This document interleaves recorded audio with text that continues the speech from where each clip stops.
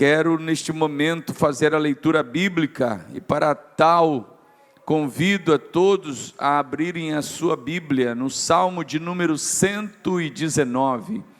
Nós estamos encerrando hoje um trimestre de estudos a respeito da Bíblia Sagrada. Nós nos debruçamos ao longo de mais de 3 meses, estudando a Bíblia, sua origem, sua formação, o cânon, as críticas que recebeu, como cada livro foi escolhido para fazer parte deste livro sagrado que é a Bíblia, de onde vem esse nome Bíblia. Então nós nos debruçamos estudando com afinco, recebemos aqui ministrações poderosas, e tenho certeza que cada pastor, cada pastora também levou este estudo para as suas congregações, edificando todo o povo, abençoando o povo e fazendo com que essa palavra seja conhecida, esta palavra seja amada, esta palavra seja lida, esta palavra seja honrada, esta palavra seja respeitada e esta palavra seja obedecida. Queridos, nós temos o privilégio de poder ter a palavra do Senhor diante de nós e por ela, cada dia mais, nos aproximarmos do nosso Deus. Salmo de número 119, versículo 129 até o 140, nós leremos neste momento. E como está na tela projetado, na revista e corrigida, vocês podem me acompanhar também. Maravilhosos são os teus testemunhos, por isso a minha alma os guarda. A exposição das tuas palavras dá luz e dá entendimento aos simples. Abri a boca e respirei, pois que desejei os teus mandamentos. Olha para mim e tem piedade de mim, conforme usas com os que amam o teu nome.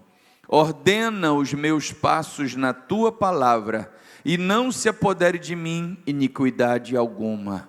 Livra-me da opressão do homem, assim guardarei os teus preceitos. Faze resplandecer o teu rosto sobre o teu servo, e ensina-me os teus estatutos.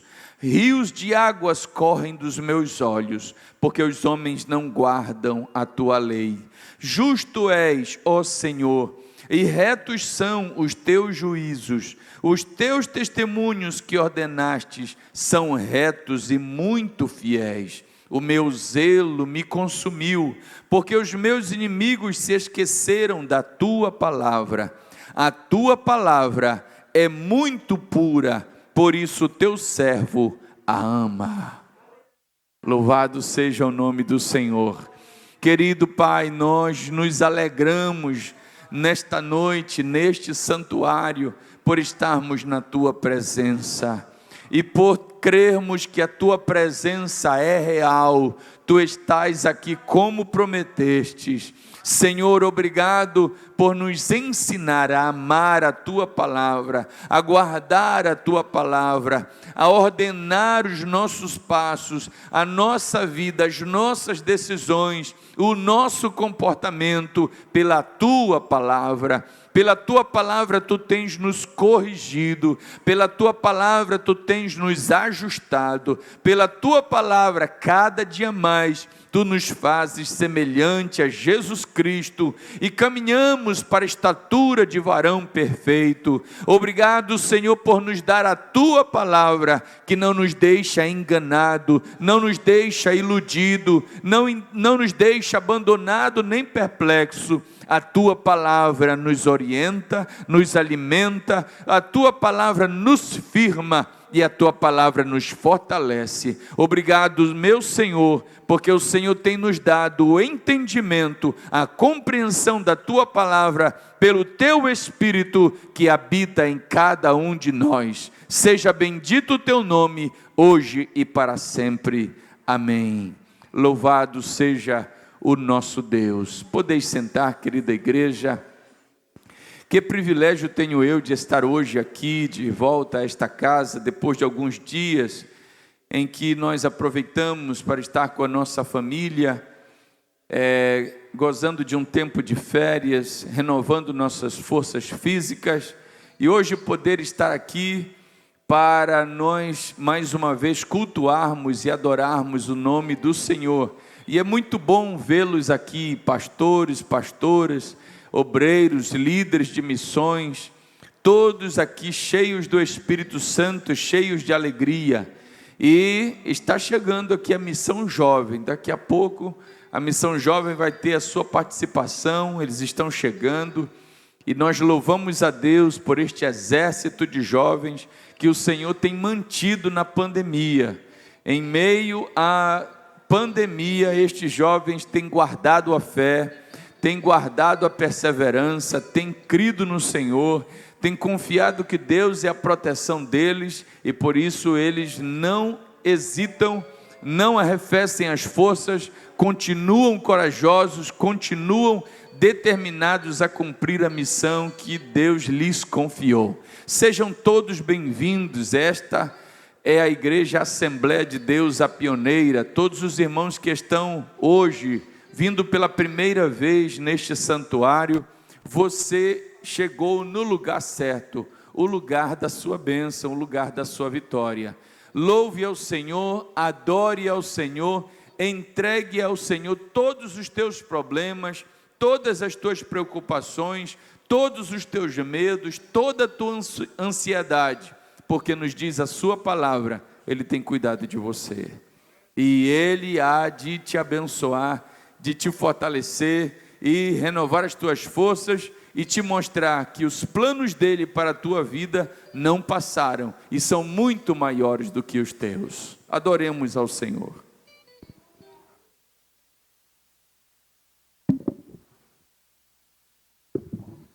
Irmãos queridos, vamos ficar de pé para nós cantarmos um louvor de comunhão. É bem verdade que nós estamos acostumados naquele calor de aperto de mão, de abraço, mas nesse período pandêmico é impossível, né?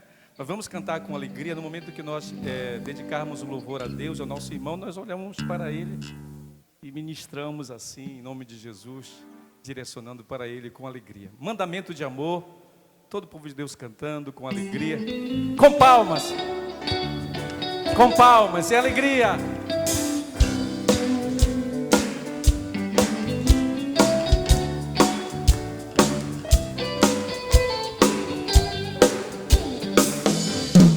Oh, quão bom e agradável é viverem juntos os irmãos. Ali Deus determina sua bênção, sua unção. Novamente, oh, quão bom e agradável é viverem juntos os irmãos. Ali Deus determina sua bênção, sua unção. Jesus nos deu um mandamento de amor, de nos amarmos uns aos outros, de nos amarmos uns aos outros no Senhor. Assim como Ele amou, declare. Assim como Ele amou, o mundo nos verá, aleluia, saberá que somos povo do Senhor. Agora vire para o seu irmão e diga: meu irmão, minha irmã, meu irmão, minha irmã, somos um. Pastor Viegas, somos um em Cristo, restaurados pela graça em amor, como orvalho de Hermon, nos montes de Sião. Sobre ti estará a bênção do Senhor. Declare mais uma vez: meu irmão, minha irmã, meu irmão, minha irmã, somos um, restaurados pela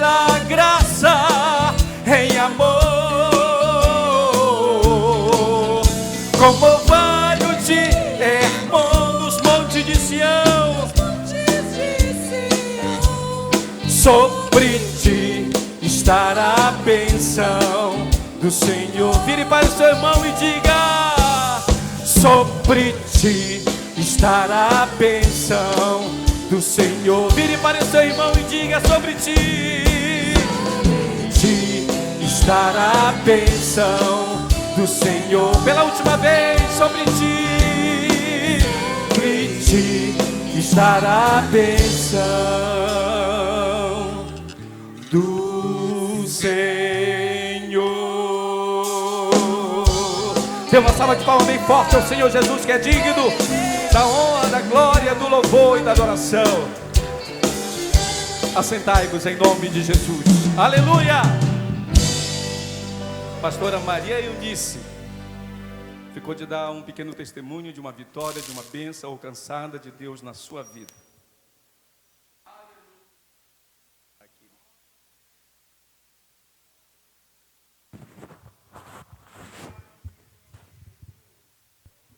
Aleluia. Eu saúdo a igreja com a paz do Senhor. E todos que estão assistindo pela internet, pelas redes sociais, que sejam abençoados em nome do Senhor. Eu quero ler no Salmo 40, glória a Deus, que diz assim, o primeiro verso: esperei com paciência no Senhor, e Ele se inclinou para mim e ouviu o meu clamor. Nessa noite eu estou aqui, igreja, para testemunhar o que Deus fez na minha vida. Desde o ano passado, quando começou a pandemia, a minha família tinha muita preocupação comigo, por causa da minha idade. Meus irmãos queriam até me levar para Brasília, mas eu não aceitei, porque existe nas minhas mãos uma responsabilidade de uma igreja que eu faço trabalho com muito amor ali. Então, eu preferi ficar aqui em Macapá. Mas, no ano passado, eu escapei. Mas, quando foi esse ano, no dia 15 de março, eu fui numa taberna comprar alguma coisa de fruta ali. E, no caminho, eu senti um grande acolcho no meu peito. E eu clamei pelo Senhor para ter misericórdia de mim. E, quando eu cheguei em casa, fui só passando mal. Comecei a tomar remédio para a gripe. Dei uma melhorada, mas quando foi sábado, isso começou na segunda, quando foi sábado eu comecei a piorar. Fui fazer o exame, deu negativo, e cada vez eu fui piorando mais. E quando foi no outro domingo, eu passei muito mal. E meus irmãos todos dizendo que não era para me internar, porque eu não estava com falta de ar. Então, ali, naquele domingo ali, igreja, aleluia, eu fui me deitar e eu caí na minha cama, porque minhas forças tinham se acabado. E ali eu não tinha força nem de falar, e minha filha em cima de mim orando e repreendendo. E ali em sentido eu orei o Senhor e disse: Senhor, se eu ainda tenho alguma coisa para fazer na terra para Ti, Tu sabe que é o prazer hoje que eu tenho na terra de fazer a Tua obra. E naquela hora em sentido eu comecei a clamar pelo Senhor. E naquele momento, a igreja do Senhor, eu senti uma força me levantando. E eu disse para minha filha: eu quero me sentar. E quando eu me sentei, eu comecei a falar língua. E o Senhor me tomou em um hino, dizendo aquele hino: se não for por amor. Aleluia. E eu senti quando as mãos do Senhor tocou nas minhas mãos e levou-me ungindo da cabeça ao pé.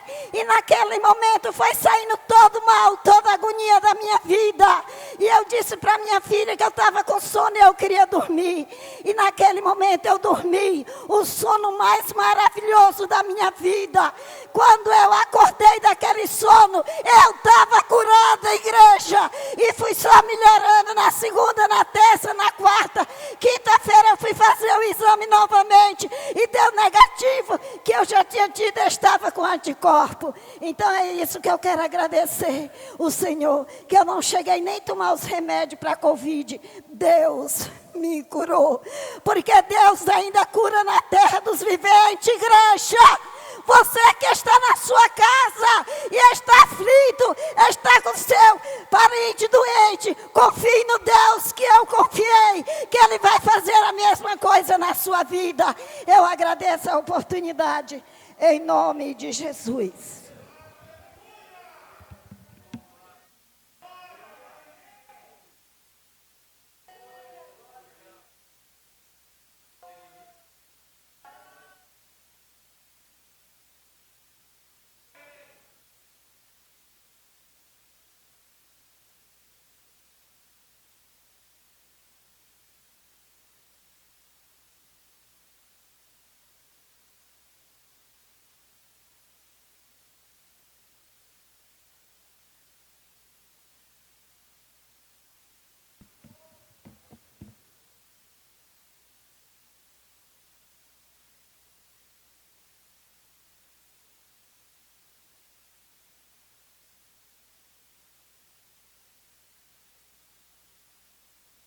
Saúdo todos os irmãos com a paz do Senhor.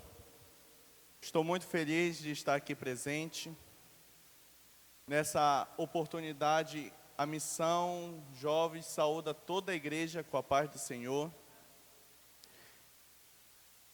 Queridos irmãos, hoje é um grande dia de nós estarmos no meio da semana adorando a Deus. Como é bom que nós chegamos aqui e tem pessoas que vão chegar ainda. E o Senhor se agrada, o seu coração se agrada quando nós tomamos esse sacrifício de estar presente na casa do Senhor. O Senhor quer fazer grandes coisas na sua vida. Eu não sei como foi ontem, mas eu sei que a sua semana vai ser abençoada. E as bênçãos de Deus vai estar sobre você. Nessa pequena oportunidade também, gostaria de convidar todos os jovens e a todos os irmãos que for possível de estar presente amanhã no nosso culto de jovens aqui no subsolo, que o tema vai ser: qual é o seu alvo? Às vezes nós pensamos, por que não está dando alguma coisa certa na nossa vida? Porque às vezes nós andamos em círculos. Mas o Senhor, através da sua palavra, Ele vai te direcionar para um melhor caminho. E você vai saber qual é o seu alvo. E o Senhor quer fazer muito mais na sua vida. E o Senhor vai mover a situação que você está passando. Porque o Senhor, Ele é bom. O Senhor é maravilhoso. O Senhor é aquele que vai fazer o milagre na sua vida. Não importa a situação que você está passando. O importante é a atitude que você vai tomar. Você tomou uma atitude certa de estar aqui hoje. Você que está escutando nessa live, tomou a atitude certa de estar escutando. Porque o mover de Deus vai estar acontecendo na sua vida. Eu declaro sobre a sua vida a bênção sem medidas. Eu declaro sobre a sua vida a prosperidade. Eu declaro sobre a sua vida um milagre. Porque nós sabemos qual é o nosso alvo. E o Senhor é aquele que vai derramar sobre nós bênçãos sem medidas. Não importa a situação que você está passando, o importante é o milagre que vai acontecer na sua vida. O importante é o mover de Deus que vai acontecer na sua vida. E o Senhor, Ele vai responder às tuas orações. E antes de findar esse ano, você vai dizer: como é bom servir ao Senhor. E o milagre de Deus vai estabelecer sobre a sua vida. E o mover de Deus vai estar derramando sobre ti. Não importa como começou esse ano. Está faltando 4 meses para findar um ano. Mas nesses 4 meses, um grande milagre vai acontecer na sua vida. Porque o alvo principal é Cristo. E Ele vai fazer grandes coisas.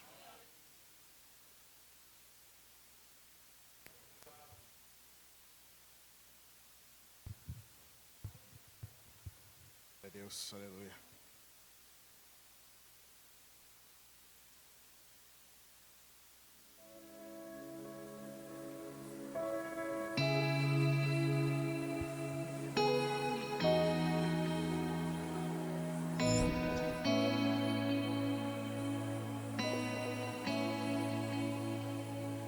Nasceu em mim uma chama que não se apaga,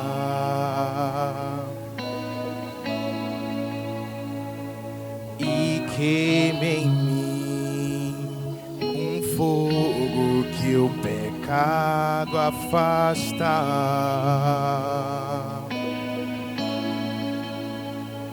E encobre-me a fumaça e só tu podes me ver.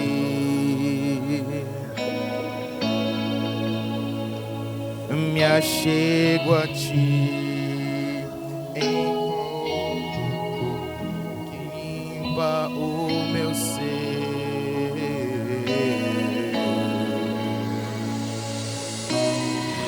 Quero que deixe queimar toda a impureza, todo orgulho que de ti me distancia. Deixe queimar toda a maldade, pra que contigo eu me pareça. Quero que deixe queimar toda a impureza, todo orgulho que de ti me distancia.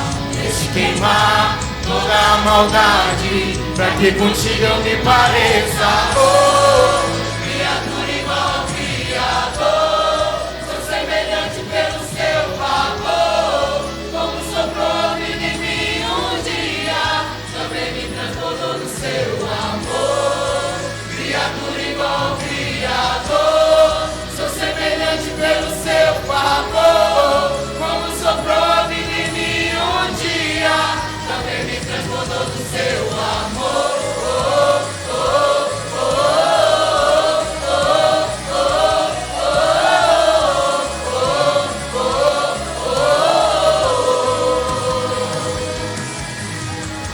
Quero que deixe queimar toda a impureza, todo orgulho que de ti me distancia.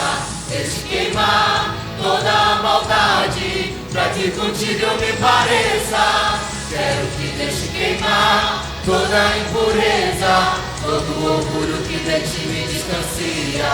Deixe queimar toda a maldade, pra que contigo eu me pareça. Oh, criatura igual ao Criador, sou semelhante pelo seu favor. Como soprou a vida em mim um dia, também me transbordou do seu amor. Criatura igual ao Criador, sou semelhante pelo seu favor. Como soprou a vida em mim um dia, também me transbordou do seu amor. Oh, oh, oh,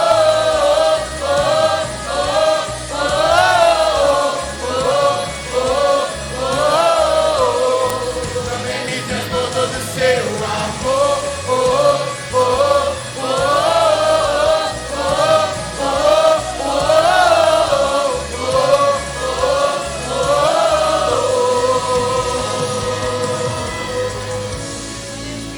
oh Senhor amado, muito obrigado pelo teu sacrifício na cruz por nós, Pai. Não somos dignos do teu amor, Senhor. Nós estamos aqui vivos somente pela tua graça. Ô Senhor amado, nos ajude, Senhor, a cada dia a ser mais parecidos contigo, Senhor.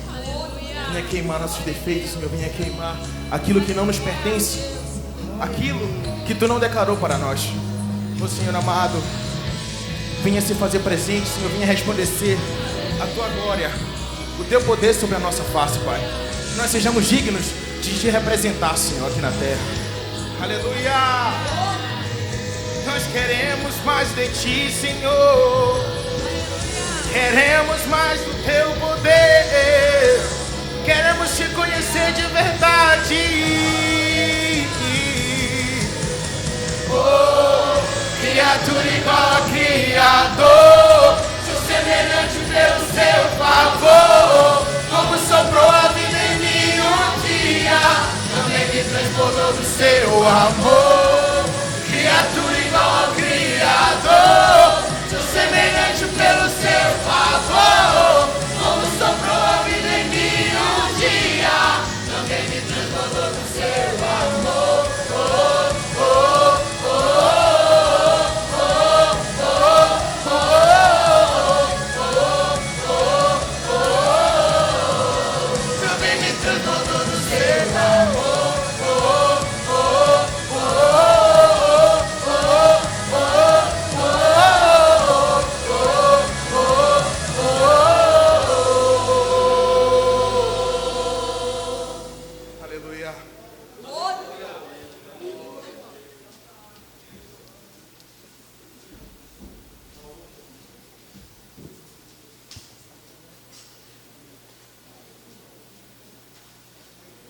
Alô.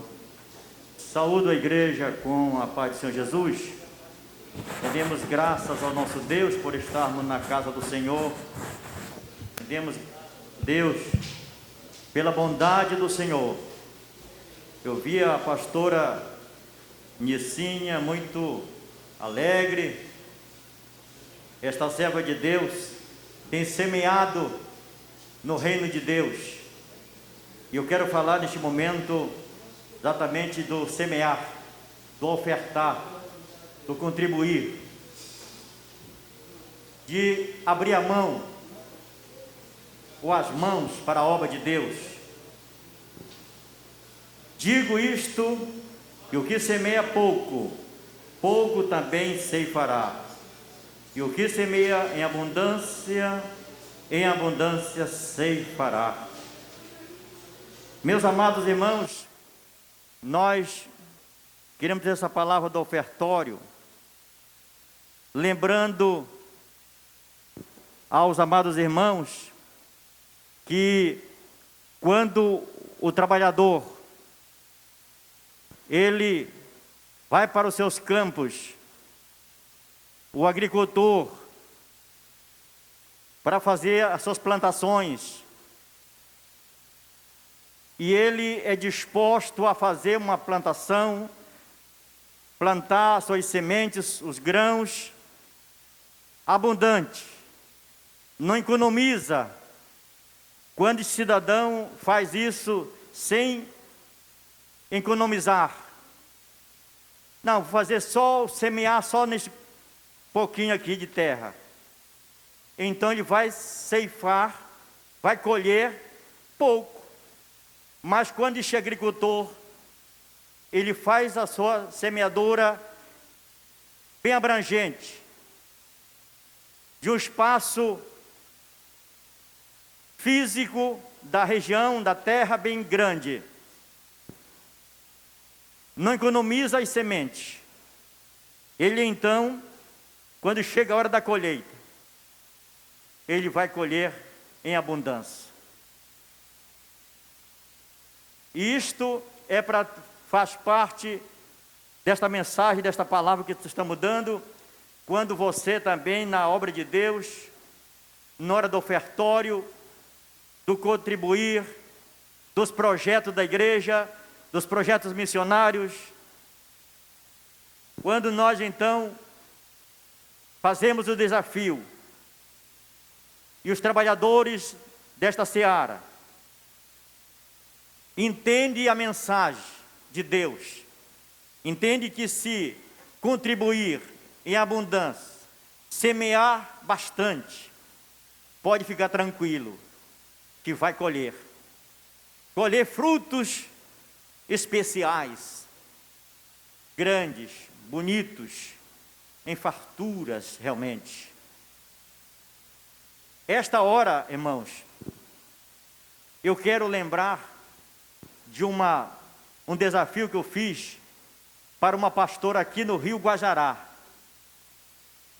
O pastor Yaci conhece esse campo, essa igreja. A pastora me disse: pastor, eu preciso hoje levantar uma oferta que possa cobrir, resolver os problemas que nós temos financeiros devido à construção da igreja. Ela falou. Eu disse: mas quanto realmente você precisaria hoje? Ela disse: pastor, lá no interior, estou falando no interior onde eu estava visitando. Pastor, precisamos aqui hoje levantar uma oferta para realmente compensar aquilo que nós trabalhamos durante esse ano todo e fizemos realmente algumas dívidas.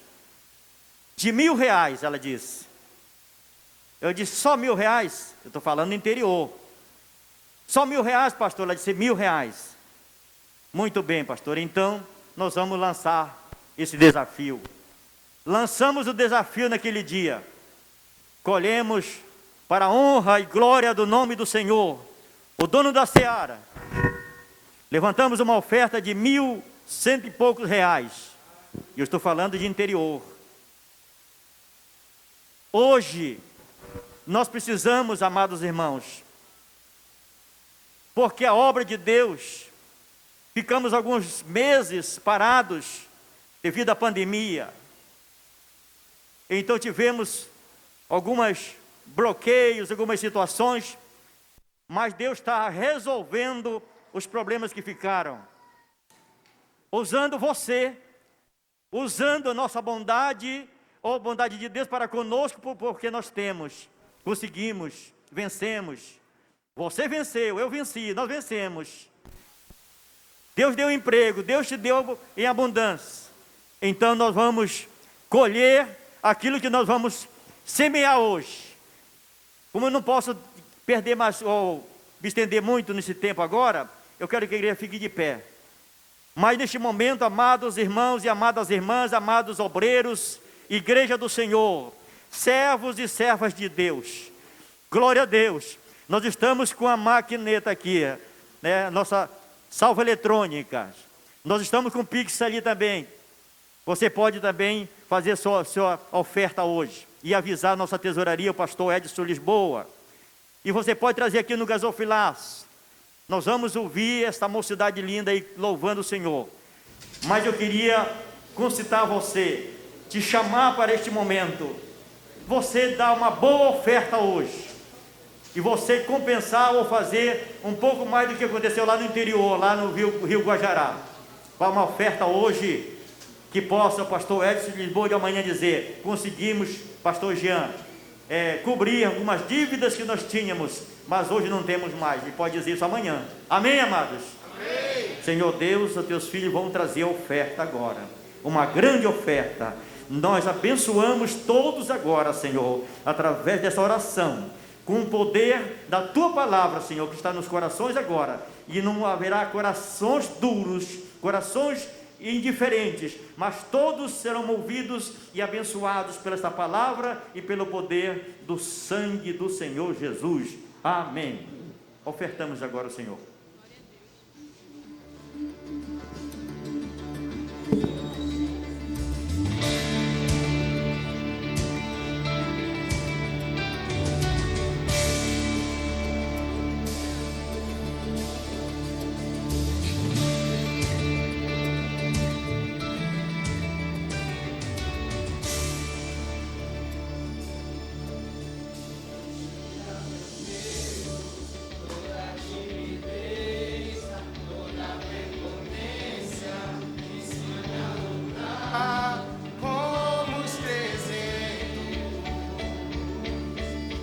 Mesmo eu sendo pequeno, pequeno que ora, pequeno que adora, que se humilha, não usa glória, não larga a espada, vigia, confia em todas as horas.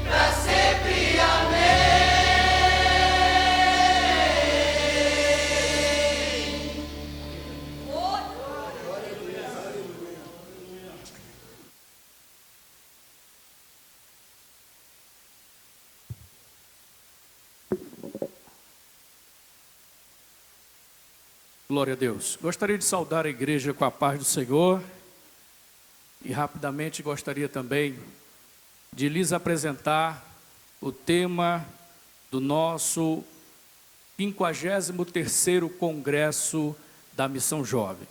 Será agora, no próximo mês de setembro, nos dias 3, 4 e 5. Nós louvamos a Deus pela vida dos nossos queridos pastores, das congregações, coordenadores, que nos ajudaram a execução da nossa escola bíblica jovem.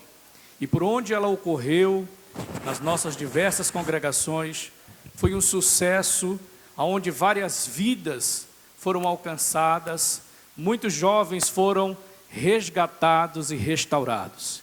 E neste mesmo ímpeto, nessa mesma vontade, nessa mesma direção do Espírito Santo, nós estaremos também fazendo esta grande festividade, buscando ainda neste mesmo propósito, o resgate de vidas. Porque durante esse período pandêmico que estamos vivendo, muitos jovens, e não só jovens, vários outros integrantes da igreja, sucumbiram, cansaram, pararam, desistiram da caminhada.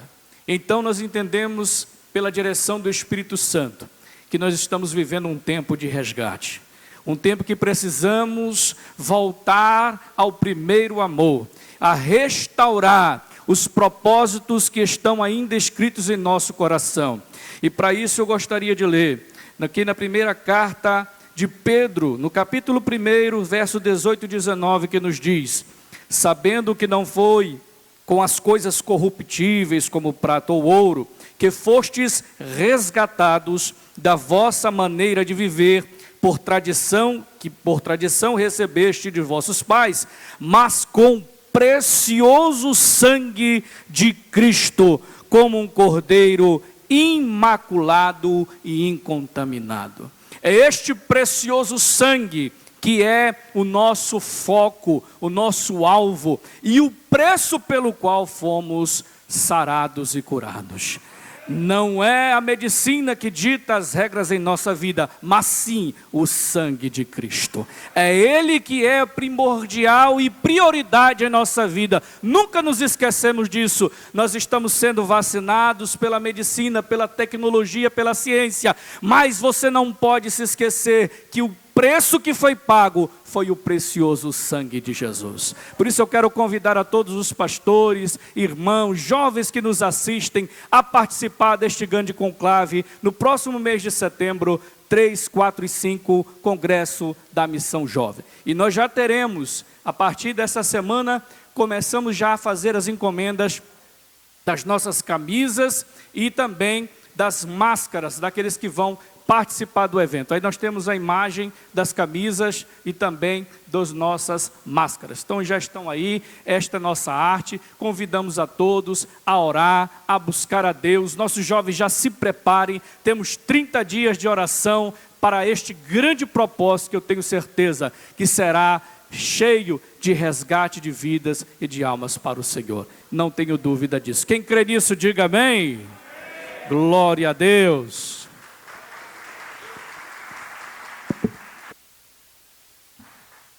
Graças ao Senhor, agradecemos ao pastor Luiz Eduardo, a toda a Missão Jovem, Encontro de Jovens com Cristo, pela presença neste culto, e a participação de vocês marca esse trabalho e esse dinamismo que tem sido também a marca do Espírito Santo em vocês.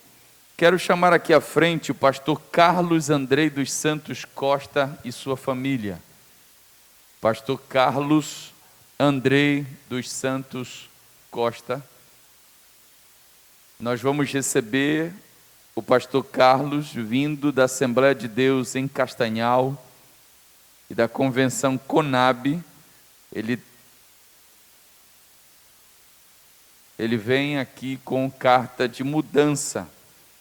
E quero chamar à frente também o pastor João Vieira.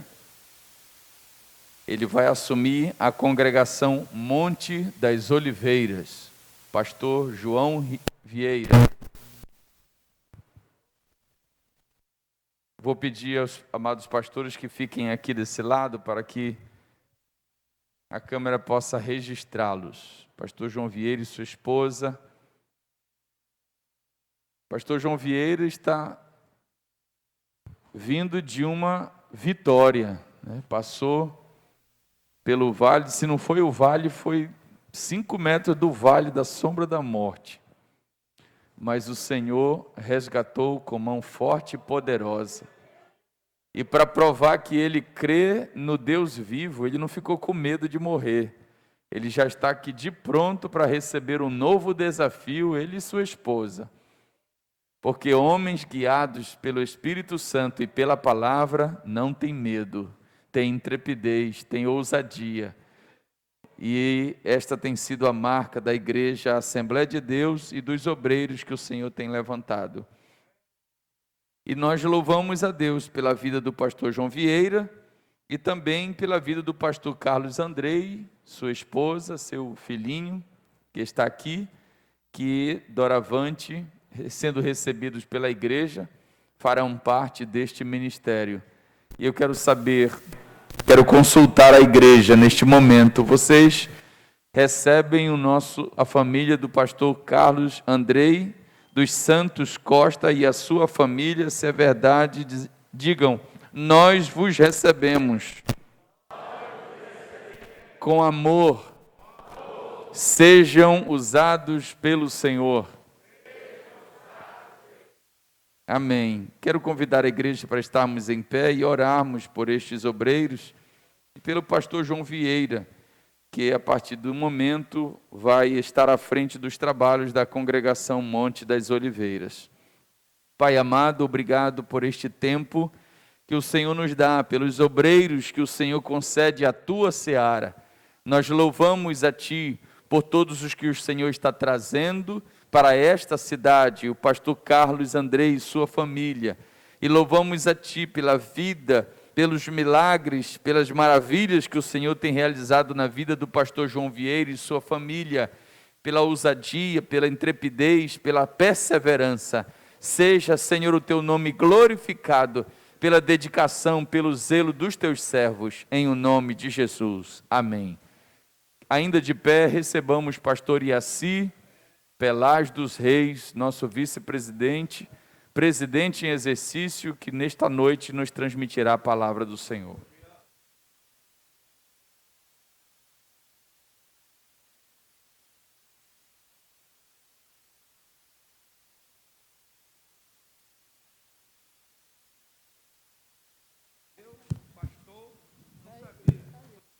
Ah, sim.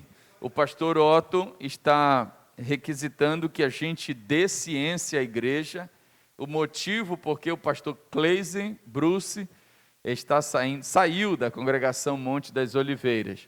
E para informar a toda a igreja, o pastor Cleise esteve à frente da congregação Monte das Oliveiras por cerca de 7 anos, né? Fez um excelente trabalho. E movido pelo Espírito Santo, o Senhor colocou no coração dele a coragem de abrir a congregação lá no conjunto, no Terra Nova. E agora ele já quer se dedicar exclusivamente àquele trabalho. Então, essa decisão foi tomada pelo pastor, creio que debaixo de oração, ele comunicou ao pastor Rodrigo comunicou ao pastor Iaci, e foi feita a despedida com muito sentimento dos irmãos, que nutriram por ele ao longo destes 7 anos muito amor e respeito. E o pastor Cleise, de fato, tem todo o nosso respeito e amor e consideração, e cremos que o Senhor vai usá-lo lá na congregação Terra Nova.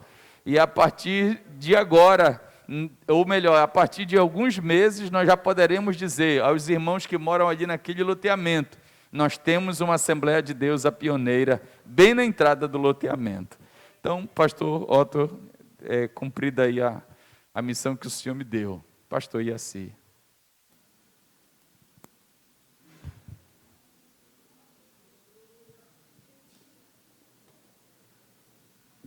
Glória a Deus, a paz do Senhor, meus amados irmãos.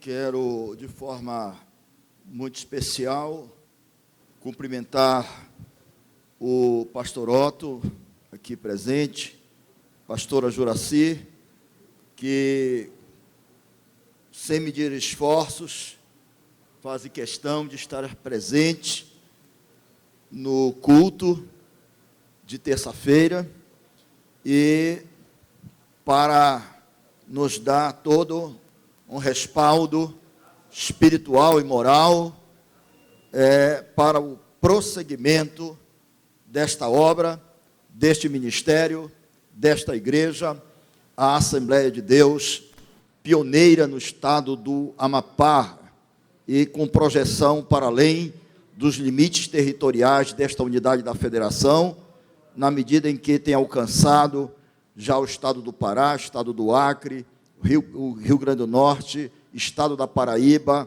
Ceará, além também de áreas fora da fronteira, como a Guiana Francesa. Portanto, é um motivo de muita honra para nós estarmos aqui e uma responsabilidade muito grande estar com a oportunidade de ministrar a palavra de Deus. Hoje seria o pastor Rodrigo Lima Júnior, conforme anunciado na terça passada, mas ele me informou hoje que ele tinha um compromisso inadiável, uma viagem para o estado do Acre, para representar a igreja lá. E ele vai aproveitar para visitar o nosso trabalho, que foi instalado este ano lá em Rio Branco, capital do Acre. Então, na próxima terça, ele ministrará o tema número 1 da próxima revista. Nós hoje vamos dar prosseguimento ao estudo da lição número 13, uma vez que na terça passada não foi possível concluí-la, e eu havia anunciado que havíamos dividido para poder dar conta da profundidade desse tema, que é o número 13, está lá no Vivendo e Aprendendo com a Palavra de Deus. Vamos dizer toda a igreja?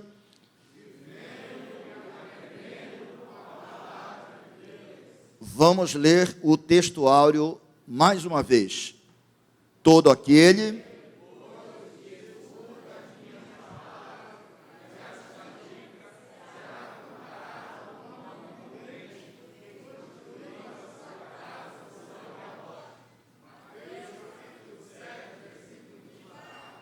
glória a Deus.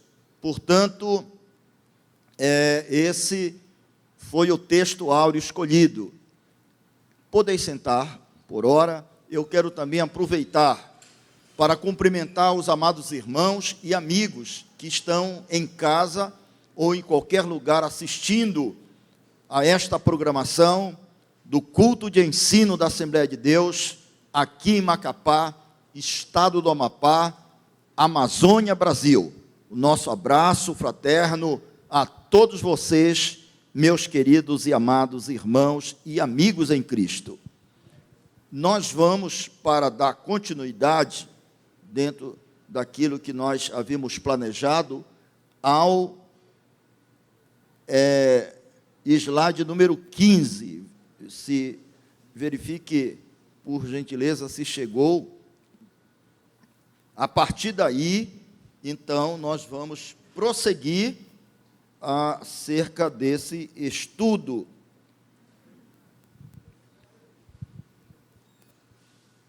Muito bem, então, na terça-feira passada, nós ficamos até o slide de número 14. Não foi possível concluir, conforme já dito. Esse tópico aí trata, não é o próximo, é o da santidade. Aprendendo com a palavra para ser santo.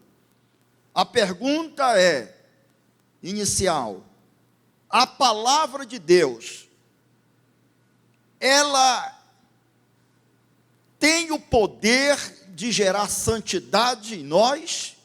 Sim ou não? Sim.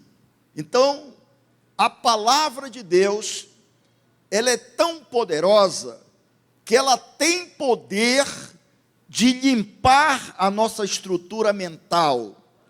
Ela tem o poder de mudar pensamentos. Ela tem o poder de extirpar o pensamento falso ou o pensamento alicerçado em mentiras, em filosofias, em seitas, para que a verdade se estabeleça dentro da nossa mente e nosso coração. Então veja o poder da palavra de Deus. Ela é como a água que limpa, que purifica. A palavra, ela tem o poder de quebrar estruturas mentais, fortalezas do inimigo que às vezes estão instaladas na mente do ser humano, ou às vezes não, como sempre. Quando então a palavra é pregada, ela vai gerar fé e ela vai quebrar essas fortalezas. Então a palavra, ela tem o poder também de gerar dentro de nós santidade. À medida que nós vamos lendo a palavra e aplicando a nossa vida cotidiana, ela vai estabelecendo em nós o desejo de ter uma conduta santificada, uma conduta certa. Às vezes a gente fica a perguntar no dia a dia, o que é fazer a coisa certa? Fazer a coisa certa tem a ver com a dimensão moral da nossa vida. Fazer a coisa certa tem a ver com a santidade. E a palavra de Deus, ela nos mostra princípios que norteiam como nós fazermos o certo, como nós podemos fazer a coisa certa, ou como nós podemos nos portar em cada ambiente em que nós entramos.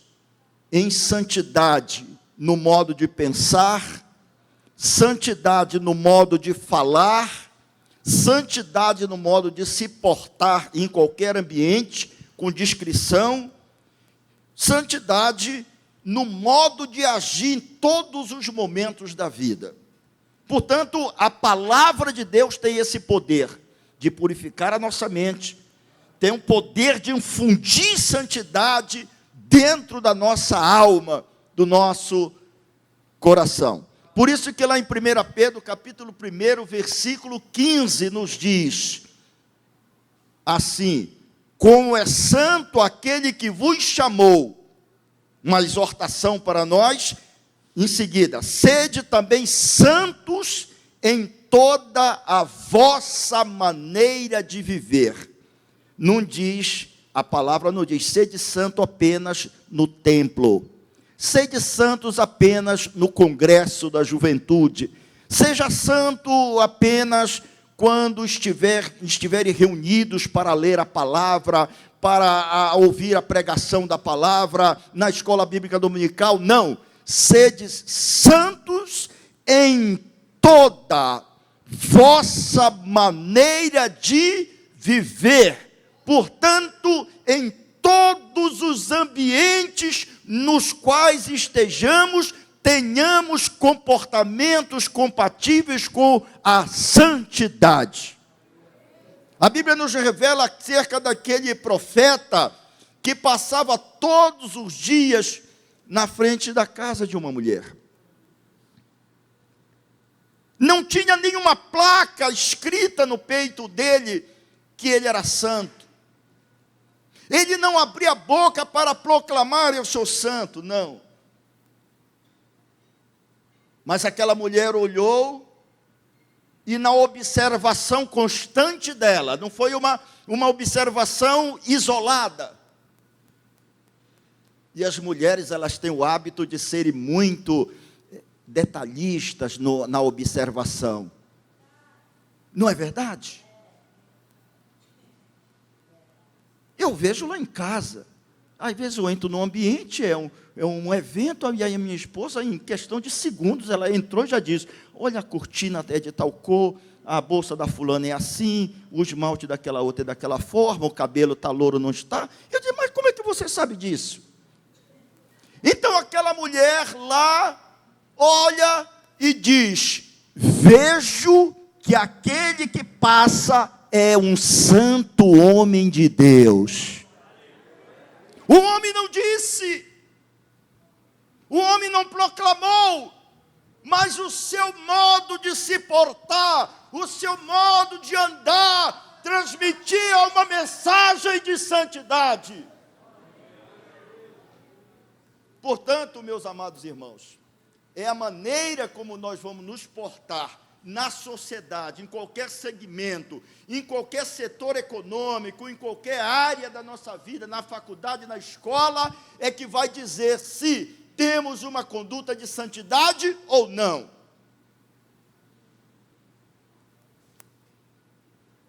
Próximo. E agora, nós vamos passar para esse item que faz parte do ensino. Ensinando a palavra. Quem gosta de aprender a palavra de Deus? E quem gosta de aprender também gosta de ensinar.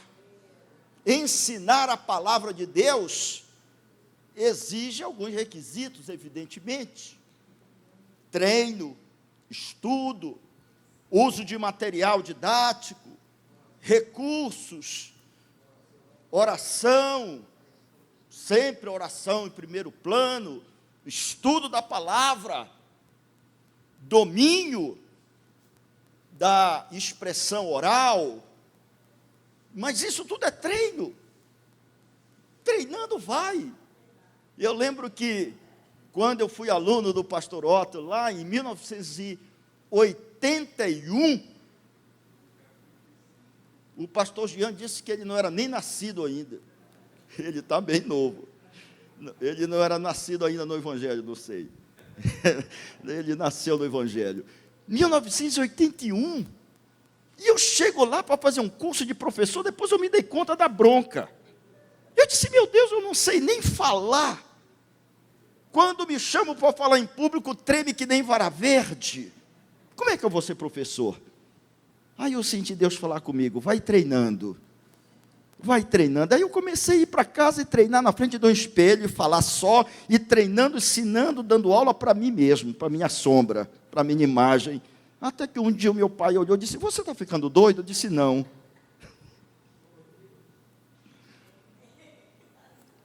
Mas treinando, se chega ao sonho, à meta estabelecida. Amém?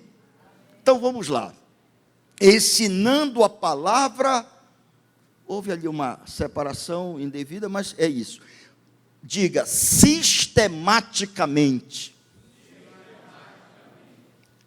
Lá na segunda carta de Paulo a Timóteo, capítulo 4, verso 2, versículo 2, diz assim: prega a palavra,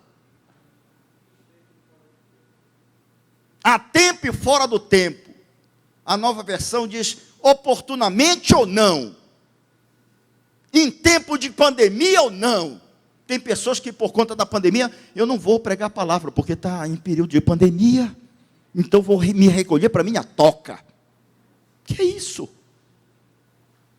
Não dá para pregar no templo, eu vou achar um meio para pregar a palavra. Nem que seja por meio de lives, de Instagram, de Facebook, Iocurte. É Iocurte, é? Sei lá. Encontra o meio. Passa um WhatsApp, uma mensagem, prega para alguém. A tempo e fora de tempo. Oportunamente ou não. Aonde você estiver. Pregar a palavra. O ensino sistemático da palavra de Deus é uma necessidade que deve ser cultivada por todos os cristãos. Portanto, não só pelos pastores, não só pelos evangelistas, não só pelos missionários, não só pelos obreiros. Todos nós temos o dever de aprender e ensinar a palavra sistematicamente. Mas, pastor, o que é ensinar a palavra sistematicamente? É considerar que nenhum versículo da Bíblia é como se fosse uma tira de papel.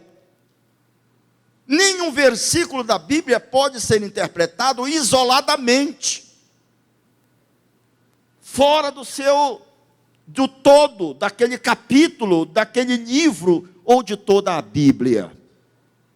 Não dá para fazer ensino sistemático como se a Bíblia fosse uma colcha de retalhos.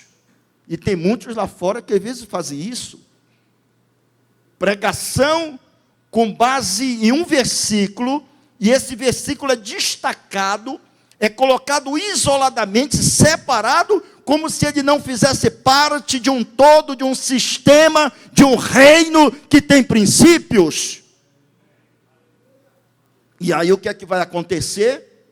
O ensino vai sair defeituoso, problemático, e muitas vezes incompatível com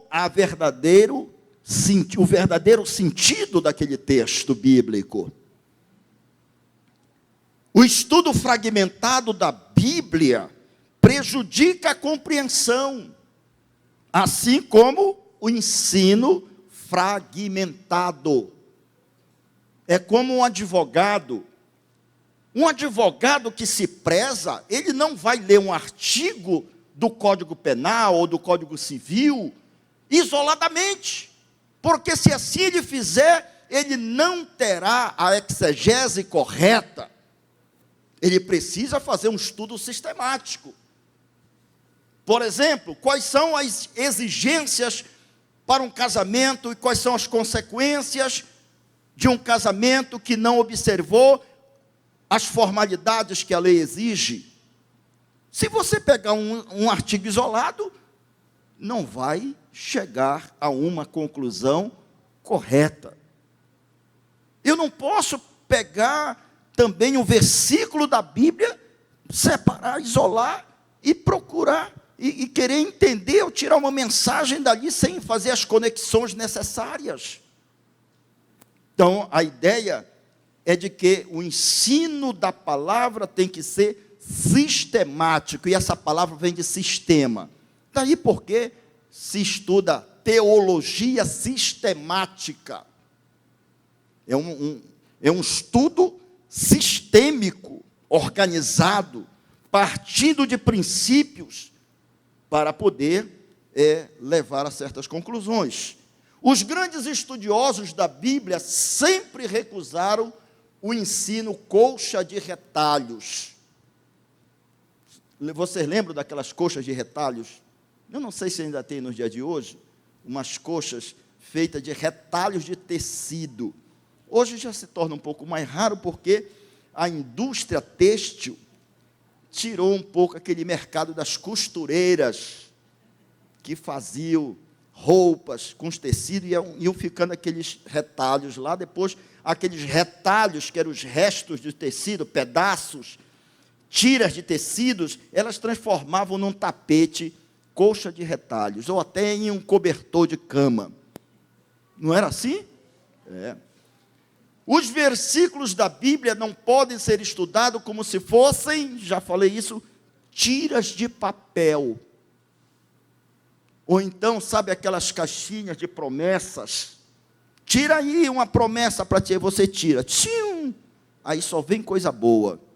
Não vem nenhum aperto, nenhuma prova, nenhuma dificuldade, não. Aí você, que coisa boa. Então, aquilo isoladamente sempre vai surtir um efeito positivo, às vezes.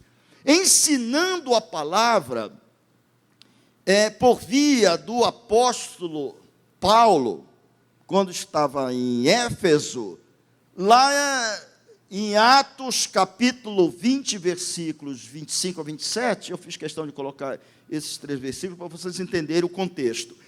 Diz assim: e agora, eu sei que todos vocês, em cujo meio passei pregando o reino, não mais verão o meu rosto. Eu fiquei, essa parte me tocou o coração. Não mais verão o meu rosto. Então, fiquei muito sensível quando eu, hoje à tarde, meditando muito sobre isso. Portanto, no dia de hoje, testifico diante de vocês que estou limpo de todos. Agora, olha a conclusão que ele vai chegar. Por quê? Porque jamais deixei de lhes anunciar todo o plano de Deus. Todo. Ele não anunciou, ele não pregou, ele não ensinou pela metade. Ele não ensinou de forma fragmentada. Ele se esforçou e fez questão de, com base na palavra, ensinar todo o plano de Deus para o homem. Glória a Deus. Então, veja aí uma demonstração cabal na Bíblia dessa preocupação do apóstolo Paulo em realizar o ensino sistemático da palavra de Deus e não o ensino particularizado, fragmentado.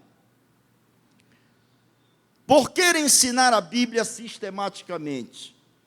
Porque não é possível compreender para ensinar a Bíblia sem entender suas partes, assim como não é possível entender as partes das Escrituras sem a compreensão do todo. Sem a compreensão do todo. Então, cada versículo, ele está conectado ao todo. Quem entendeu isso, diga amém. Jesus, ele vence a tentação no deserto, quando ele foi tentado por Satanás, porque ele vai fazer uso da palavra de forma sistemática. Ele conhecia e conhece, ele é o autor da palavra. Então veja, na segunda tentação, Jesus mostra que conhecia sistematicamente a palavra. Ele invocou Deuteronômio 6,16 para refutar a tentação de Satanás, que também se fundamentava na Bíblia, no Salmo 91. Então Satanás usa o Salmo 91 para tentar derrubar Jesus, e Jesus invoca Deuteronômio 6,16 para derrubar a sedução de Satanás. Portanto, meu irmão, quando você conhece a palavra sistematicamente, você tem uma arma de defesa para refutar, contestar e combater o ataque de Satanás em nome de Jesus.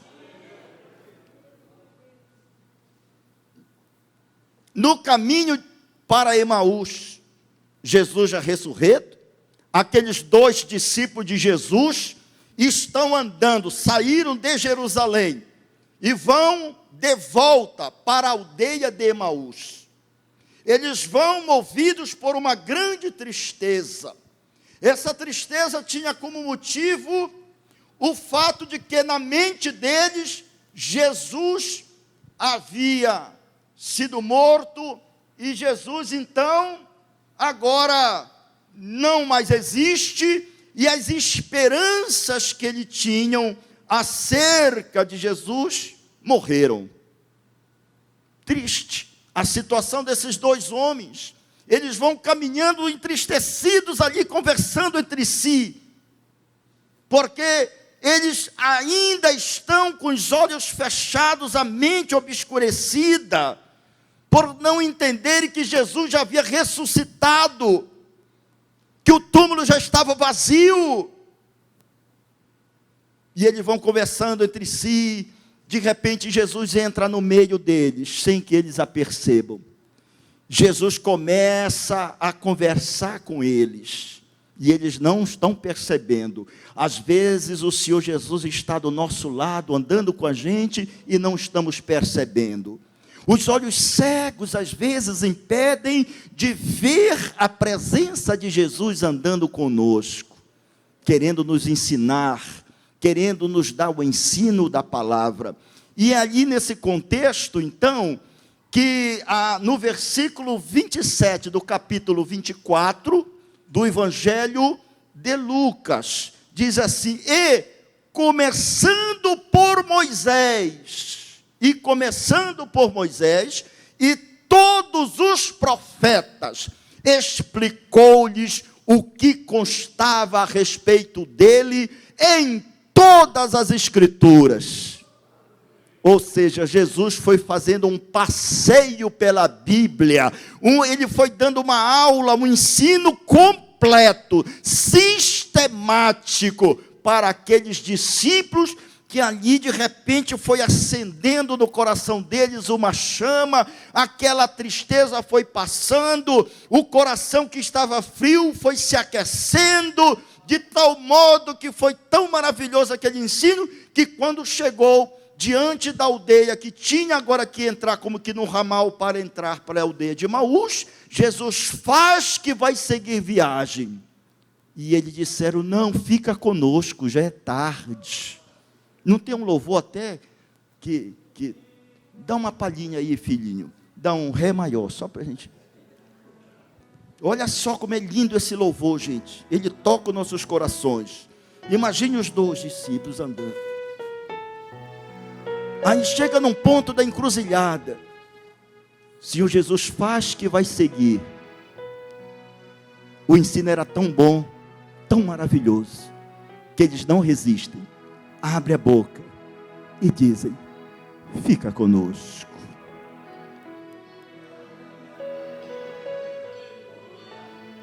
Toda a igreja.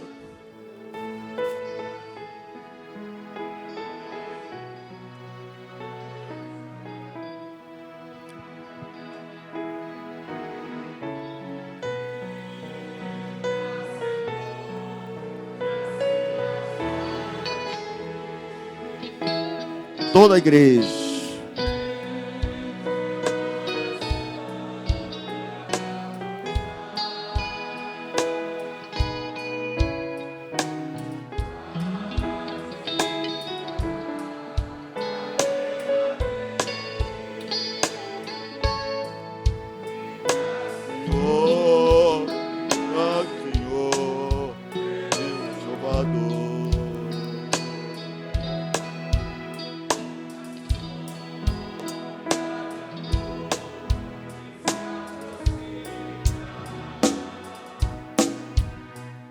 E nela o tentador vai chegar.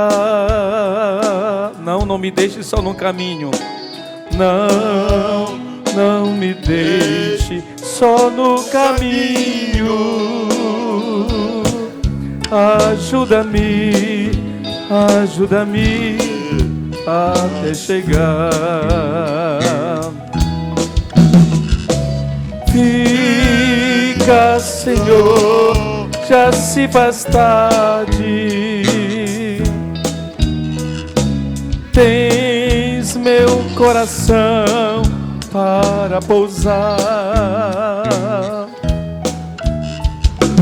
Faz em mim morada permanente. Fica, Senhor, meu Salvador. Oh, glória! Veja, irmãos, o poder do ensino da palavra provocou no coração daqueles homens uma explosão de fé.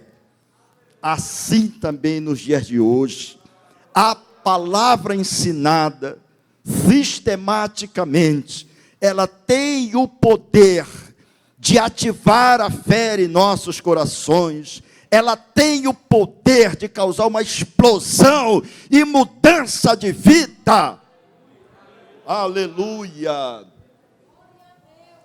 Ali o princípio da unidade obriga aquele que ensina a palavra de Deus a considerar a palavra em sua dimensão global, no todo, de Gênesis a Apocalipse, tudo é a palavra de Deus. Glória a Deus. Próximo. Muito bem. O ensino, é esse aí? O próximo? Travou? Muito bem, travou, vamos ver se destrava. O ensino expositivo, de acordo com o que está lá no próximo slide, ocupa-se em apresentar o verdadeiro significado do texto bíblico. Aqui, na revista, agora trata acerca do ensino expositivo. E o que é isso, pastor?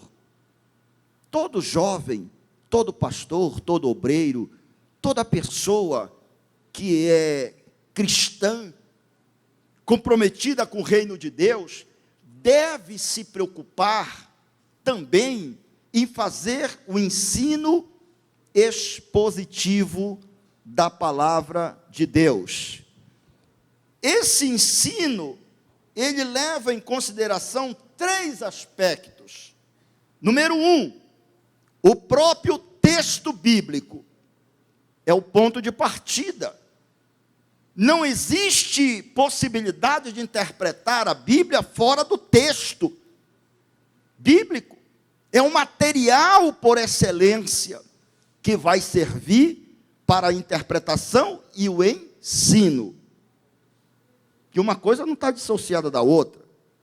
Tem gente que dissocia interpretação, aplicação por um lado. Não é assim que funciona, não. Interpretação e aplicação funcionam concomitantemente.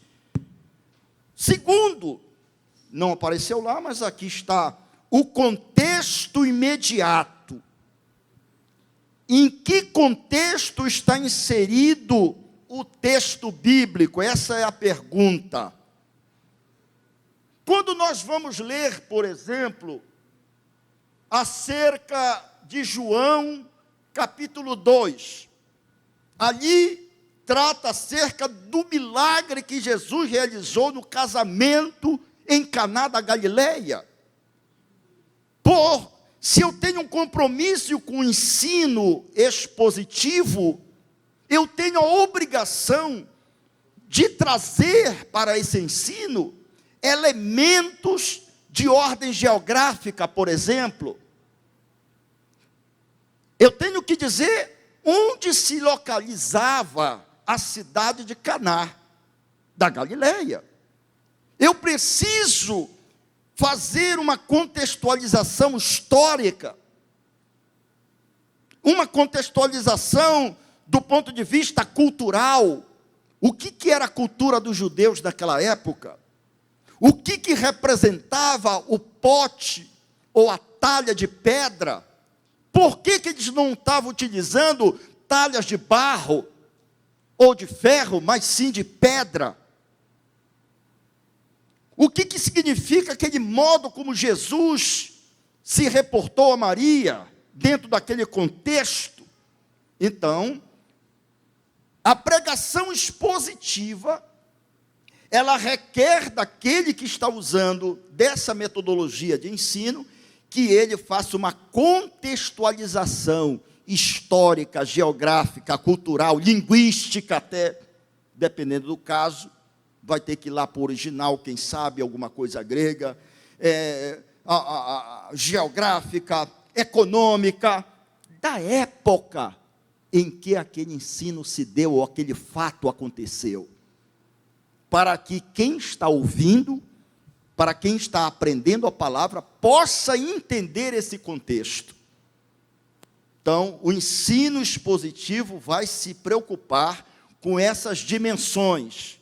culturais, históricas, geográficas, sociais daquele tempo em que o fato aconteceu.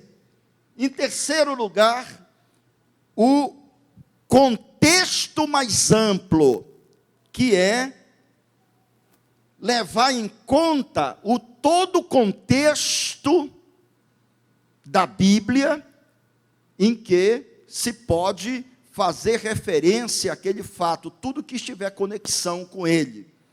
Portanto, o ensino expositivo, ele vai partir do texto bíblico, mas ele vai levar em conta igualmente o contexto histórico, geográfico, cultural, linguístico, econômico, enfim, tudo que for possível. Hoje tem livros sobre isso.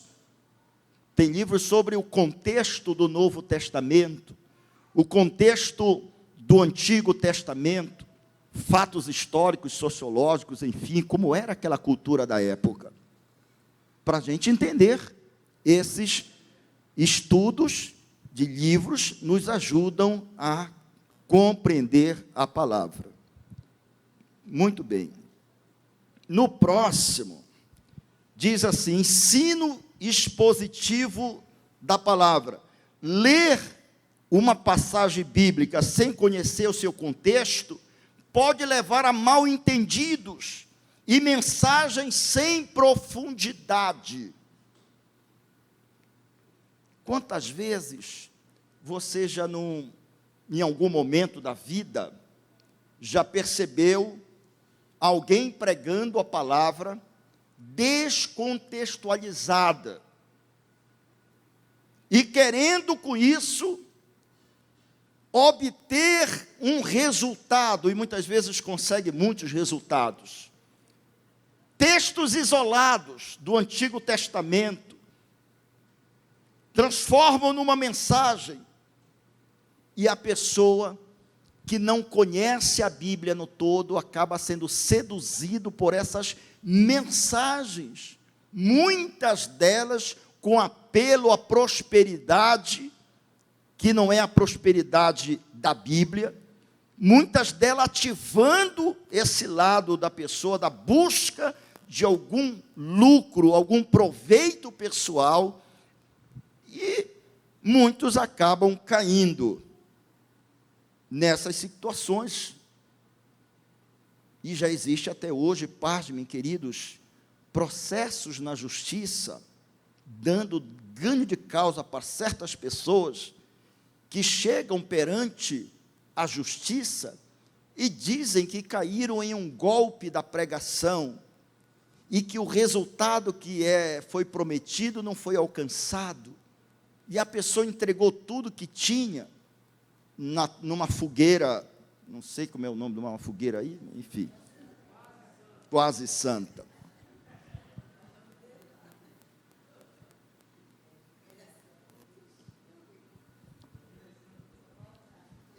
É por aí.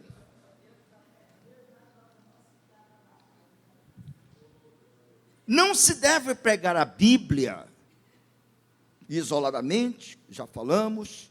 A Escritura, a Bíblia, ela deve ser a fonte do sermão, a fonte da pregação. Ela não pode ser pretexto, ela não pode ser alguma coisa que vai auxiliar, não. A Bíblia deve ser tomada como a fonte a partir da qual a pregação, o ensino da palavra vai ser realizado. O mandamento apostólico, que está na segunda carta de Paulo a Timóteo 4:2, diz, pregar a palavra. Na versão agora dessa Nova Almeida, está assim, prega a palavra, insista, quer seja oportuno, quer não. Na versão antiga está, a tempo e fora de tempo. Corrija, repreenda, exorte, com toda paciência e doutrina. Às vezes o problema de alguém pode ser não está compatível com essa última parte. A exortação, ela tem que ser na medida certa, se for para exortar, e tem que ser com sabedoria. Exortar, corrigir, repreender, com toda a paciência e doutrina. E ensino, doutrina é ensino. Não é?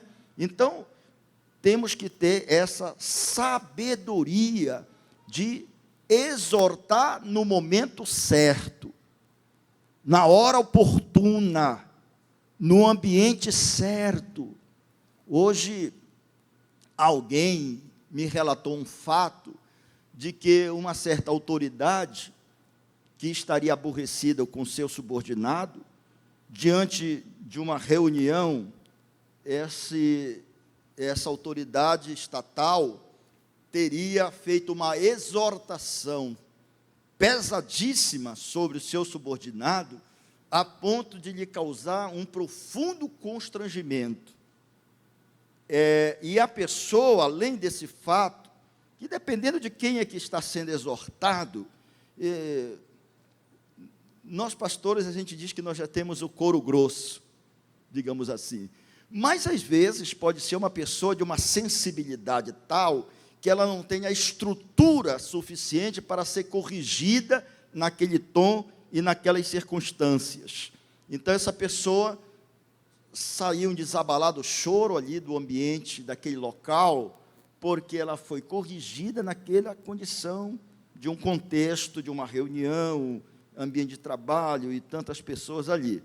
Bom, então, essa preocupação deve estar presente em nós também.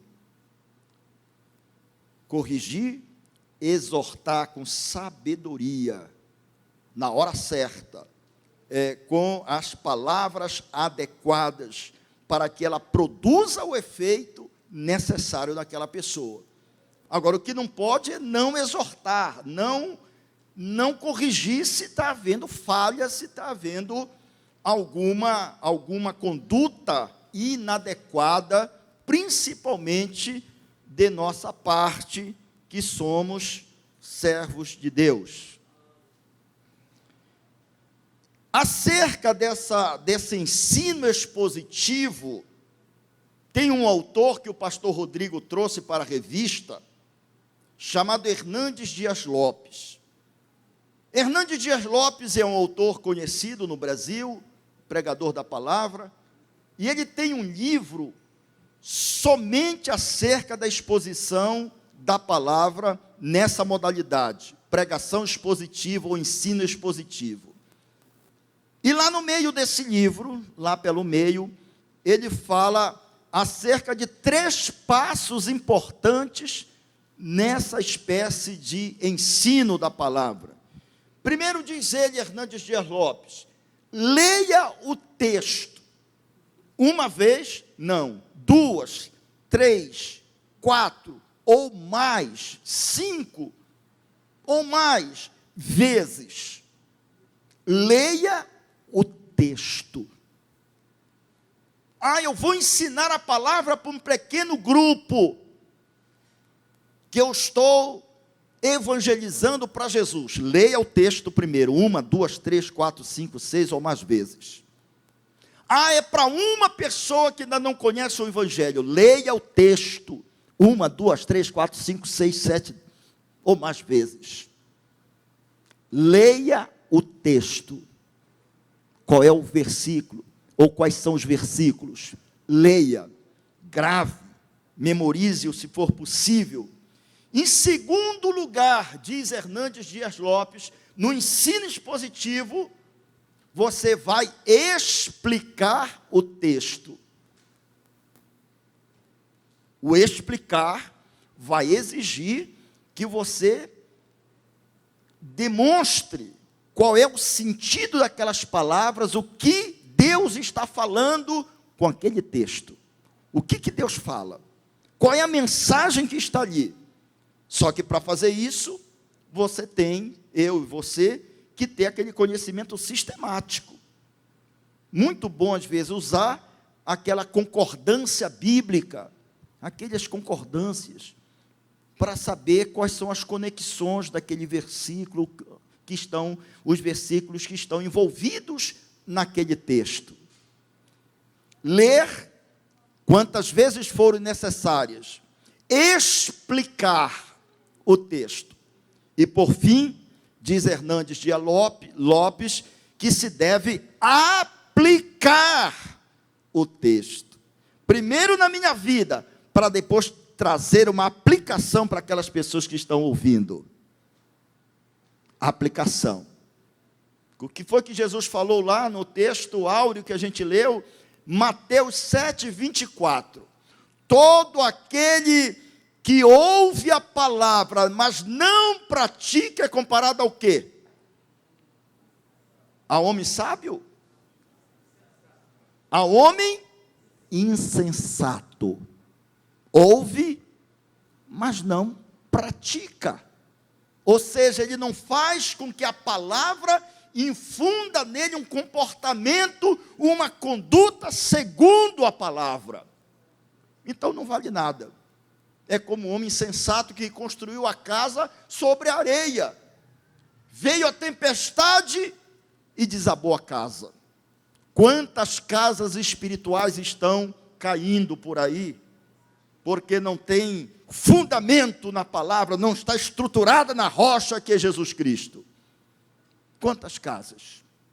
Agora na pandemia, quantas pessoas desabaram em depressão, em medo, pânico, crises existenciais.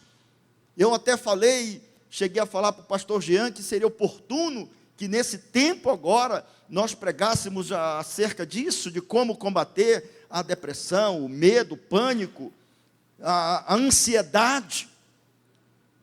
Os consultórios de psicologia estão lotados por este tempo, porque as pessoas não esperavam que viesse essa pandemia e ela viesse afetar a mente das pessoas, a casa, a família, os negócios. Quase diariamente eu tenho ouvido certos microempresários dizendo: durante a pandemia eu não tive como me sustentar, então eu consumi todo o capital da minha empresa, que era de 20 mil, 30, 40, 50 mil reais, e depois eu comecei a vender patrimônio, e agora eu estou falido. Qual é a resposta para isso? É para isso que nós temos o culto da quinta-feira aqui, Quinta do Empreendedor. Deus tem uma saída para esses. Deus tem uma solução para esses. Deus quer levantá-los de volta. Porque estavam levando a vida sem essa sustentabilidade espiritual, sem aplicação da palavra. Porque quando você conhece a palavra, o que diz lá em Jeremias 33:3? Jeremias diz: clama a mim e responder-te-ei. Quando a gente começa a clamar, Deus manda a resposta. Senhor, eu não sei o que fazer, eu estou quebrando, eu estou falindo, eu clamo a Ti, eu busco a Ti agora. E Deus começa a mostrar uma saída.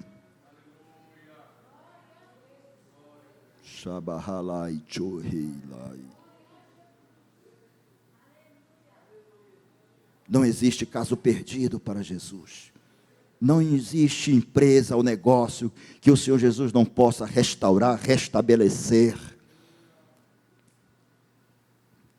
A supremacia da Escritura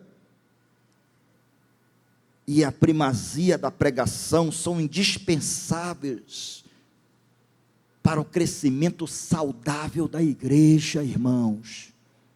Não é possível igreja crescer de forma saudável sem palavra e pregação. Não há possibilidade. Pode crescer, mas não de forma saudável. Sem palavra, sem ensino, não cresce de forma saudável. Diga: eu amo o ensino da palavra de Deus. Por isso eu estou crescendo de forma saudável. Glória a Deus. E por fim, meus queridos irmãos, lá na revista, na parte final desse capítulo 13, ou lição 13, fala acerca do ensino apologético da palavra. É um ensino que vai dar os fundamentos para a defesa da fé e para combater os falsos ensinos que estão espalhados por aí. Os ensinos que são sedutores às vezes, mas são ensinos que conflitam com a palavra, não corresponde à palavra de Deus. O ensino apologético consiste na exposição das Escrituras com a finalidade de confirmar as doutrinas bíblicas frente aos falsos ensinos. Quer ver uma coisa? Atos capítulo 2, diz assim: e todos foram cheios do Espírito Santo. Como é que diz? Todos. Quem eram esses todos aí? A quem está se referindo esses todos? A 1 milhão de pessoas? Não, 120 pessoas. Aqueles que estavam presentes naquela casa, naquele lugar. E todos que estavam ali foram cheios do Espírito Santo. Aí tem uma seita que diz: olha,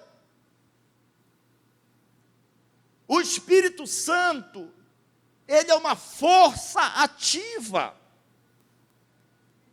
Mas a Bíblia diz que o Espírito Santo é uma pessoa. Sim ou não? Quem crê nessa verdade?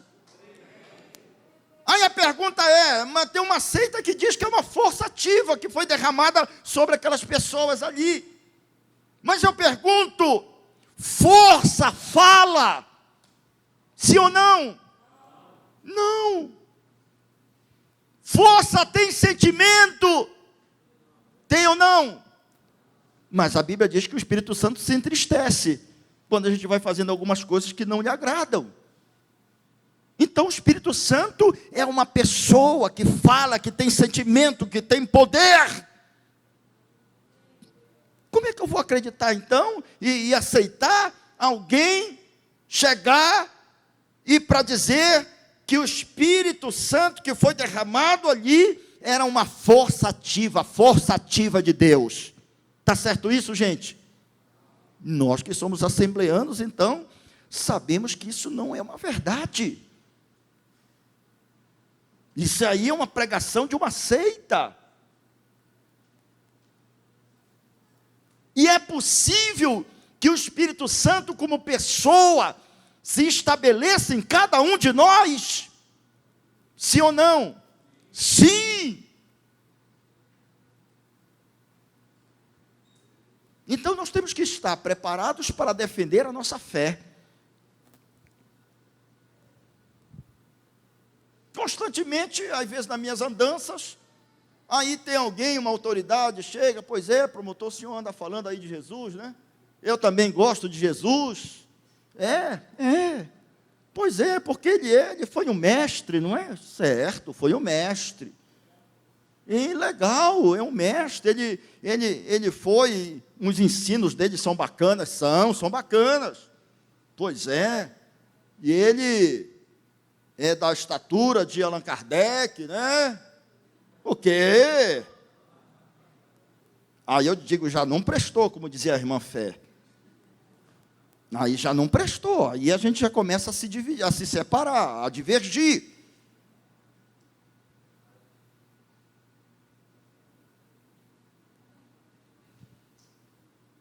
Aquele homem chegou com Jesus: mestre! Parece bonito. Mas ele não é um simples mestre. Eu quero saber se Allan Kardec, que é considerado estrela do Espiritismo, se ele, o seu corpo ressuscitou dos mortos. Nunca. Eu quero saber se ele se ofereceu como sacrifício pela humanidade. Nunca. Como que eu vou comparar a Jesus com isso?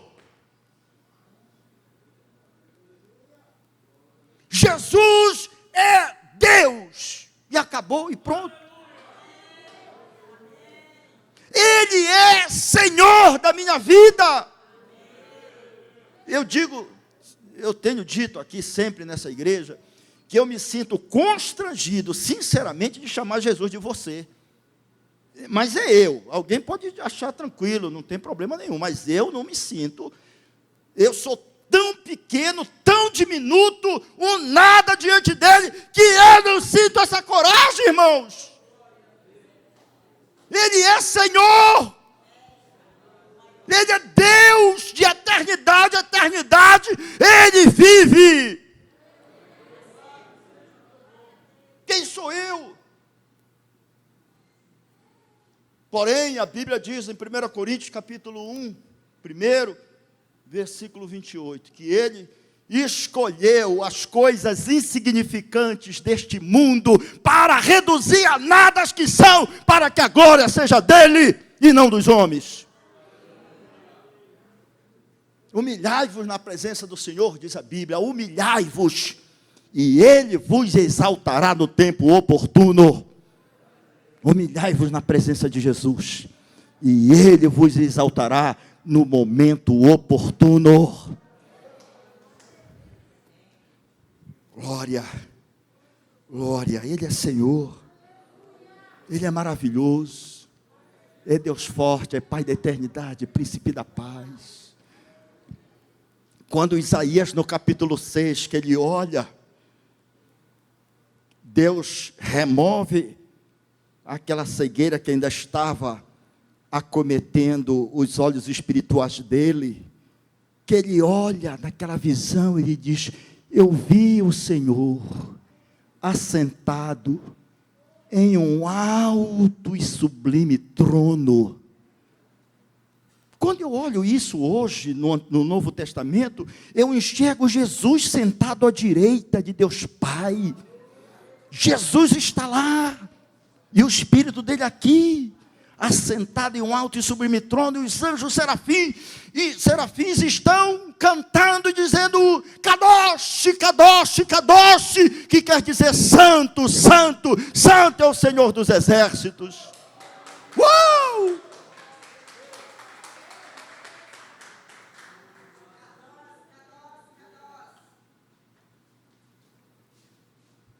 Então eu tenho um temor tão grande, de verdade, mas é aqui, infundido aqui. Paulo, quando teve aquele encontro com o Senhor Jesus na estrada de Damasco, o encontro foi de tão impacto, que ele se coloca e diz: quem és tu, Senhor? Até então, para ele, quem era Senhor era César, o imperador romano. Mas agora que ele teve esse encontro profundo com o Senhor Jesus Cristo, pessoal, impactante, ele vai chamar a ele de Senhor, não com S minúsculo, mas com S maiúsculo. Quem és tu, Senhor? Diga: Senhor, eu te agradeço, porque tu és o Senhor da minha vida.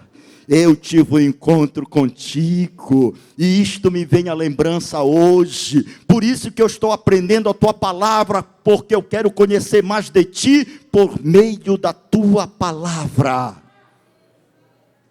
Aleluia! Glória! Aplicação pessoal, para finalizar.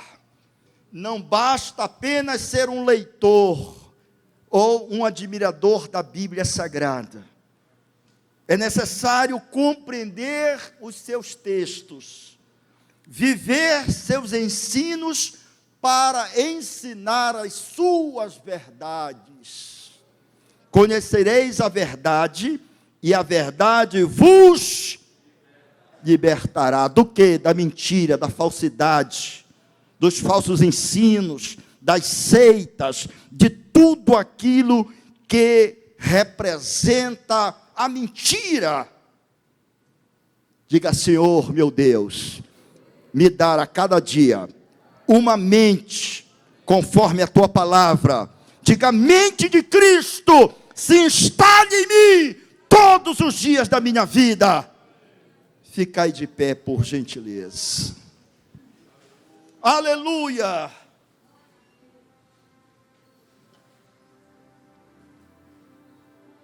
Eu falei ao pastor Otto na terça passada que eu costumo ministrar na dose certa, no tamanho certo. E a gente tem que ter um cuidado a mais agora, amados, que nós estamos ainda em um processo, em um período de pandemia. Cuidados com a segurança hoje é redobrada, meus amados. Nós que militamos, às vezes, nessa área criminal, sabemos o quanto está ficando cada vez mais perigoso. Só Deus para nos guardar. Mas nós vamos orar aqui para você sair em paz e em segurança. Amém? Quem, com essa palavra, se sentiu mais edificado? Somente aqueles que entenderam essa palavra e que compreenderam e absorveram essa palavra, e esta palavra vem infundir mais fé em você, mais ousadia. Levante a mão e diga glória a Deus. Diga: Senhor Jesus, me dá graça para todos os dias eu ensinar a tua palavra para alguém que precisa ouvi-la. Receba a graça de Deus em nome do Senhor Jesus. Receba a ousadia do Espírito. Diz a Bíblia: em Deus faremos proezas. Pastor, que é proezas? Coisas incomuns. Deus vai usar você para fazer coisas incomuns nesta terra, nesta geração.